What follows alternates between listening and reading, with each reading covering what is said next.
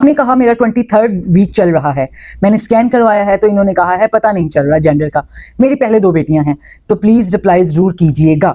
देखिए आपका 23rd week चल रहा है और डॉक्टर ने आपको कहा है कि आपके बेबी का जो जेंडर है वो पता नहीं चल रहा, तो उन्होंने ठीक कहा होगा। और आप बड़ी सख्त परेशान हैं कि आपकी पहले 2 बेटियां हैं और कहीं से फिर आपकी तीसरी बेटी ना हो जाए। सबसे पहली बात, जब डॉक्टर जो भी आपको कहते हैं वो ठीक कहते हैं आपको।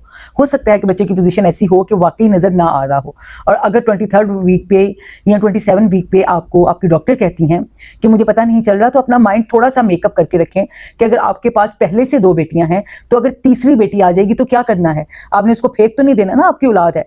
बेटियां कभी भी बेटों से कम नहीं होती हैं, और मेरे इतने साल के एक्सपीरियंस के मुताबिक जिनको अल्लाह ने जितनी बेटियों से नवाजा है ना, उनका बुढ़ापा उतने ही सुकून से गुजरता है।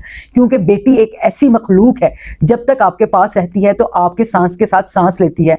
आपकी आंखों में आने वाले एक एक आंसू के रीजन का उसको पता होता है, आपके एक आंसू की तकलीफ का उसको अंदाजा होता है। और जब वो ब्याही जाती हैं तो वहां जाके भी उनकी दिल की धड़कन आपके दिल की धड़कन के साथ जुड़ी रहती है, उनकी दवाओं में आप सरफहरिस्त रहती हैं।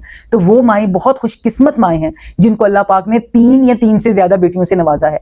मैं तो ये समझती हूँ कि जो बेटी जिसको अल्लाह पाक ने बेटी दे दी, उसकी दुनिया और आखिरत दोनों संवर गई। बस उसकी अच्छी तरबियत करें, उसको ऐसी उसकी इतनी अच्छी तरबियत करें, उसको दीन और दुनिया दोनों की आगाही दें, दोनों की तालीम दें, क्योंकि उसने आगे एक नस्ल चलानी है। और अपने दिल को मजबूत करके रखें। बेटे बेशक अल्लाह पाक की बहुत बड़ी नेमत है, दुनिया की नेमत है, लेकिन जब इनको पंख लग जाते हैं तो ये उड़ जाते हैं, तो मुड़ के नहीं देखते कि माँ कहाँ बैठी है, भूखी है, प्यासी है, इसका दिल टूटा है, नहीं टूटा है, कि बात बुरी लगी है, नहीं लगी है।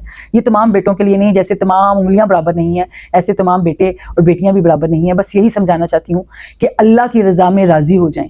अगर आपकी बेटी भी है तो अल्हम्दुलिल्लाह करें, क्योंकि वो फैसला अल्लाह ने आपके लिए किया है। बार बार अल्ट्रासाउंड करवा के अपने आप को पैनिक ना करें, कि आप पैनिक रहेंगी तो ये कंडीशन में आपके बच्चे की ग्रोथ मुतासिर होगी, तो वो बच्ची भी परेशान, घबराई हुई, लो कॉन्फिडेंस से पैदा होगी। तो इस तरह की माँ एक लो कॉन्फिडेंस बच्ची पैदा करेगी तो अगली नस्ल को कैसे चलाएगी।